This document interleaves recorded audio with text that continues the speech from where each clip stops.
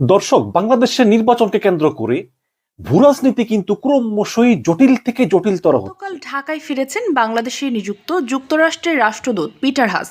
গতকাল বাংলাদেশ সময় দুপুর আসসালামু আলাইকুম সুপ্রিয় দর্শক বন্ধুরা, অবশেষে বাংলাদেশের নির্বাচনকে কেন্দ্র করে একের পর এক নানা জল্পনা কল্পনা উঠে আসতে শুরু করেছে। দর্শক বন্ধুরা, মার্কিন রাষ্ট্রদূত পিটার হাস দিল্লি সফরে গিয়েছিলেন, আর সেই সফরে যাওয়াকে কেন্দ্র করে বাংলাদেশে ব্যাপক আলোচনার জন্ম দিয়েছিল। দর্শক বন্ধুরা, এবার দিল্লি থেকে ফিরে এসে যে সুসংবাদ দিয়েছেন বিএনপিকে, এবং সেই সাথে তবে শেষ পর্যন্ত কি পরিকল্পনা নিয়ে দিল্লি সফর শেষ করেছেন মার্কিন রাষ্ট্রদূত। তো দর্শক বন্ধুরা, চলুন আমরা সেই সকল বিষয়গুলো পরিপূর্ণ জেনে নেই। অবশ্যই ধৈর্য সহকারে পুরো ভিডিওটি দেখবেন, তাহলে বুঝতে পারবেন কিভাবে শেষ পর্যন্ত একের পর এক নানা পরিকল্পনা নিয়ে এগিয়ে যাচ্ছে বিএনপি এবং আমেরিকা। তো দর্শক বন্ধুরা, অবশ্যই ধৈর্য সহকারে পুরো ভিডিওটি দেখবেন, তাহলে এই সকল বিষয়গুলো পরিপূর্ণ বুঝতে পারবেন। দর্শক, বাংলাদেশের নির্বাচনকে কেন্দ্র করে ভূরাজনীতি কিন্তু ক্রমশই জটিল থেকে জটিলতর হচ্ছে। আমি মনে করি শেখ হাসিনা যেভাবেই হোক তিনি 7 জানুয়ারিতে একটা নির্বাচন করেই ফেলবেন। কিন্তু সমস্ত বহির্বিশ্বের কিন্তু বাকি নেই জানতে যে আসলে হাসিনা এই নির্বাচনটা একটা অবৈধভাবে, একতরফাভাবে এবং তিনি নির্ধারণ করে দিচ্ছেন কে জিতবে কে জিতবে না।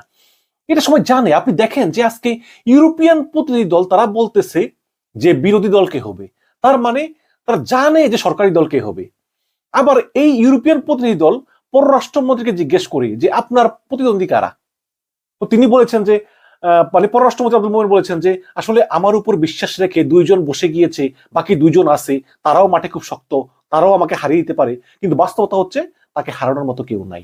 এভাবে সব জায়গায় কিন্তু শেখ হাসিনা নির্ধারণ করে দিচ্ছেন। তো এখন এই পশ্চিমারা তো জেনে গিয়েছে যে হাসিনা আরেকটি একতরফা নির্বাচন করে ক্ষমতায় আসতে চায়, যেটা মোটেও অংশগ্রহণমূলক হবে না। এখন সবার প্রশ্ন যে ভাই, পশ্চিমারা কি কোনো পদক্ষেপ নিবে না? দর্শক, আমি আপনাদেরকে ধাপে ধাপে বুঝিয়ে দিব, আসলে আপনাদের কাছে একদম ক্লিয়ার হয়ে যাবে ভিডিও দেখার পর যে আসলে পশ্চিমারা কি পদক্ষেপ নিতে যাচ্ছে। তাহলে শুরু থেকে শুরু করি। 30 নভেম্বর পিটার হাস বৈঠক করলেন বাংলাদেশের পররাষ্ট্র সচিব মাসুদ বিন মোমেনের সঙ্গে। 1 ঘন্টা ধরে বৈঠক করলেন। সেই বৈঠকের ইতিবৃত্ত আমরা কিছুই জানলাম না। গত 21শে ডিসেম্বর এই পররাষ্ট্র সচিব মাসুদ বিন মোমেনের সঙ্গে বৈঠক করেছেন মার্কিন রাষ্ট্রদূত পিটার হাস। সে বৈঠকটা রাষ্ট্রীয় অতিথি ভবন পদ্মায় 1 ঘন্টা ধরে চলে, এবং তার আগেই কিন্তু সেই রাষ্ট্রীয় অতিথি ভবন পদ্মায় বৈঠক করেছেন ব্রিটিশ হাইকমিশনার সারা কুক মাসুদ বিন মোমেনের সঙ্গে। তাহলে এই পরপর 2 জন প্রভাবশালী রাষ্ট্রদূত, একজন সারা কুক আর একজন পিটার হাস, তারা এই মাসুদ বিন মোমেনের সঙ্গে বৈঠক করলেন কেন? নিশ্চয়ই কোন একটা কথা বলেছেন, আমরা জানি না কি বলেছেন, কিন্তু আমরা জানতে পারলাম আজকে আজকে বাংলাদেশ পররাষ্ট্র মন্ত্রণালয়ের মুখপাত্র সেহেলি সাবরিন তিনি এটা প্রকাশ করে দিয়েছেন। আমি একটু খবরটা আপনাদেরকে পড়ে শোনাই। ঢাকায় নিযুক্ত মার্কিন রাষ্ট্রদূত পিটার হাসের সঙ্গে সপ্তাহখানেক আগে রাষ্ট্রীয় অতিথি ভবন পদ্মায় বৈঠক করেন পররাষ্ট্র সচিব মাসুদ বিন মোমেন। ওই বৈঠকে বাংলাদেশের আসন্ন নির্বাচন নিয়ে আলোচনা হয়েছে বলে ইঙ্গিত দিয়েছেন পররাষ্ট্র মন্ত্রণালয়ের মুখপাত্র সেহেলি সাবরিন। বৃহস্পতিবার পররাষ্ট্র মন্ত্রণালয়ের সাপ্তাহিক ব্রিফিং এ সাংবাদিকদের প্রশ্ন জবাবে তিনি এমন ইঙ্গিত দেন। সেহেলি সাবরিন বলেন যে সাধারণত যেটা হয়, বিদেশি রাষ্ট্রদূত যারা থাকেন তারা বিভিন্ন সময় দ্বিপাক্ষিক বৈঠক করেন, পররাষ্ট্র সচিব মন্ত্রী বা বিভিন্ন পর্যায়ে বৈঠক করেন, তারা বিভিন্ন ইস্যু নিয়ে করেন। অবশ্যই সামনে নির্বাচন, এসব ইস্যু আছে, আরো কত ইস্যু আছে। তার মানে পিটার হাস সেই 21শে ডিসেম্বর মাসুদ বিন মোমেনের সঙ্গে যে বৈঠক করেছেন, সেই বৈঠকে পিটার হাস নির্বাচন নিয়ে আলোচনা করেছেন। এবং খুব সম্ভবত, এবং সম্ভবত বলতে কি আমি 99% শিওর যে পিটার হাস এই একতরফা নির্বাচন করলে তাদের পক্ষ থেকে, পশ্চিমাদের পক্ষ থেকে কি কি অ্যাকশন নেওয়া হতে পারে সেগুলো সবিস্তারে পিটার হাস এই মাসুদ বিন মোমেনকে জানিয়েছেন। শুধু পিটার হাসই না, ব্রিটিশ হাইকমিশনার সারা কুক তিনিও এই মাসুদ বিন মোমেনকে বলেছেন যে যদি একতরফা নির্বাচন হয় তাহলে America, England, Canada, European union থেকে তারা কি ধরনের অ্যাকশন নিতে পারে। এবং মোটেই কোনো ভালো অ্যাকশন না, এটা জাতির জন্য চরম একটা দুর্যোগের মুহূর্ত যদি কোনো নিষেধাজ্ঞা আসে, এটাই জানিয়ে দিয়েছেন। এরপর আমরা দেখলাম যে 22শে ডিসেম্বর পিটার হাস দিল্লিতে উড়াল দিলেন বড়দিনের ছুটিতে। মানে এই মাসুদ বিন মোমেনের সঙ্গে বৈঠক করেছেন 21শে ডিসেম্বর, আর 22শে ডিসেম্বর দিল্লিতে উড়াল দিয়েছেন, বলেছেন যে তিনি যাচ্ছেন বড়দিনের ছুটিতে। এখন এই বড়দিনের ছুটিতে তিনি দিল্লি কেন গেলেন তা আমি জানি না, কিন্তু অনেক বিশ্লেষকরা মনে করেন যে আসলে ছুটি টুটি না, তিনি গিয়েছেন ভারতকে তাদের অবস্থান জানাতে। অনেকে প্রশ্ন করবেন যে তাহলে তিনি গেলেন কেন? ভারতে তো আমেরিকার রাষ্ট্রদূতরা আছে, কিন্তু থাকলেও আমেরিকা মূলত এই শেষ সময় আসলে ভারতকে ম্যানেজ করার চেষ্টা করেছে। ভারতকে আসলে বোঝানোর চেষ্টা করেছে যে তোমরা আসলে হাসিনাকে বলো যে এই 7ই জানুয়ারি নির্বাচনটা যেন উনি না করেন, তোমরা বললে শুনবে। এবং আমেরিকা মনে করেছে যে হয়তো পিটার হাস যেহেতু বাংলাদেশের রাষ্ট্রদূত, বাংলাদেশের সমস্যাগুলো পিটার হাস খুব ভালোভাবে ভারতকে বুঝিয়ে বলতে পারবে। আমি কিন্তু এই নিয়ে একটা ভিডিও বানিয়েছিলাম এবং আমি এও বলেছিলাম যে যতই বোঝাক না কেন ভারত কিন্তু আমেরিকার কথা শুনবে না। হয়তো আমেরিকাকে সরাসরি নাও বলবে না, বাট তলে তলে কিন্তু তারা হাসিনাকে সমর্থন দিয়ে যাবে।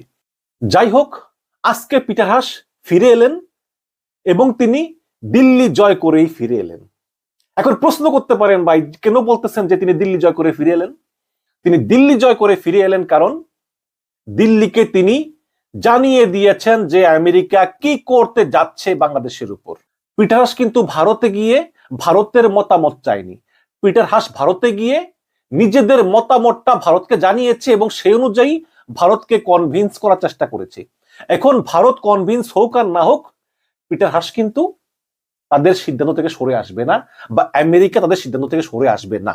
এবং এই যে ভারতকে জানিয়ে আসা যে দেখো আমরা কিন্তু তোমাদের কেয়ার করতেছি না, বাংলাদেশ নিয়ে আমাদের অভিন্ন সিদ্ধান্ত আছে এবং আমরা সেটা বাস্তবায়ন করবই, এটাই হচ্ছে আমি মনে করি পিটার হাসের ভারত জয়।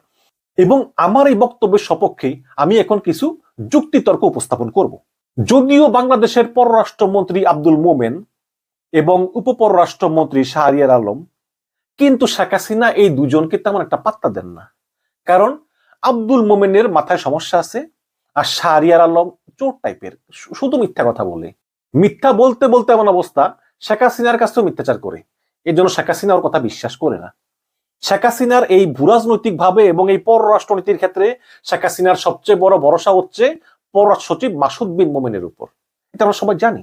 তো সেই মাসুদ বিন মোমেন আজকে একটা গুরুত্বপূর্ণ কথা বলেছেন। তিনি বলেছেন, এটা হচ্ছে মানব জমিনের খবর, নির্বাচন পরবর্তী বৈশ্বিক ধাক্কা সামাল দেওয়াই হচ্ছে সবচেয়ে বড় চ্যালেঞ্জ। তিনি বলেছেন নির্বাচন পরবর্তী যে কোনো বৈশ্বিক চাপ কূটনৈতিকভাবে সামাল দেওয়াই আমি চ্যালেঞ্জ মনে করি। বিদ্যমান রাজনৈতিক পরিস্থিতি, বিশেষ করে দ্বাদশ জাতীয় সংসদ নির্বাচনের পর আমেরিকা বা পশ্চিমা বিশ্বের পক্ষ থেকে কোনো নিষেধাজ্ঞা আসবে কিনা তা নিয়ে এখনই ভাবছে না সরকার। মানে সরকার কিন্তু জানে যে নিষেধাজ্ঞা আসবে, কিন্তু তাদের কথা হচ্ছে যেভাবেই হোক নির্বাচনটা করে ফেলি ভাই, তারপর নিষেধাজ্ঞা আসলে আসুক। মাসুদ বিন মোমেন বলেন যে আপাতত লক্ষ্য হচ্ছে সুষ্ঠু ভোট, এই নিয়ে সরকারের সর্বোচ্চ পর্যায়ে অঙ্গীকার রয়েছে। এখন পর্যন্ত ভোটের পরিবেশ শান্তিপূর্ণ, কাঙ্ক্ষিত টার্নওভার হবে বলে আশা করতেছি। মানে মানুষ ভোট দিয়ে যাবে, মানুষ ভোট দিয়ে যাক আর না যাক, আপনারা যে নির্বাচন কমিশন থেকে ভোটের হার বাড়িয়ে বলবেন এটা তো সবাই জানে। জনগণের অংশগ্রহণে অবাধ, সুষ্ঠু ও শান্তিপূর্ণ নির্বাচন হওয়ার পরে নিষেধাজ্ঞা বা অন্য যাই আসুক না কেন আমরা আশা করি তা যৌক্তিকভাবেই মোকাবেলা করতে পারবো। আচ্ছা, মানে আমি বুঝলাম না, নির্বাচনের পরে তিনি বলতেছেন। তো দর্শক বন্ধুরা, আপনারা হয়তো পুরো ভিডিওটি দেখে এবং এই সকল কথাবার্তাগুলো শুনে অবশ্যই বুঝতে পেরেছেন অবশেষে বাংলাদেশের নির্বাচনকে কেন্দ্র করে একের পর নানা পরিকল্পনা করে যাচ্ছে আমেরিকা এবং বিএনপি। দর্শক বন্ধুরা, তবে শেষ পর্যন্ত কোন দিকে যাচ্ছে বাংলাদেশের নির্বাচন সেটা এখন দেখার পালা। তো দর্শক বন্ধুরা, এবং সেই সাথে আপনারা এই সকল কথাবার্তাগুলো শুনে এবং এই সকল বিশ্লেষণগুলো শুনে আপনারা কি বুঝতে পেরেছেন তবে কি শেষ পর্যন্ত মার্কিন পিটার হাস বাংলাদেশের জন্য কোনো ভালো দিক হবেন নাকি এখানেই একমাত্র ঝামেলার কারণ? তো দর্শক বন্ধুরা, আপনারা পুরো ভিডিওটি দেখে এবং এই সকল বিষয়গুলো জেনে আপনাদের কাছে কি মনে হচ্ছে অবশ্যই কমেন্ট করে জানিয়ে দিবেন। তো দর্শক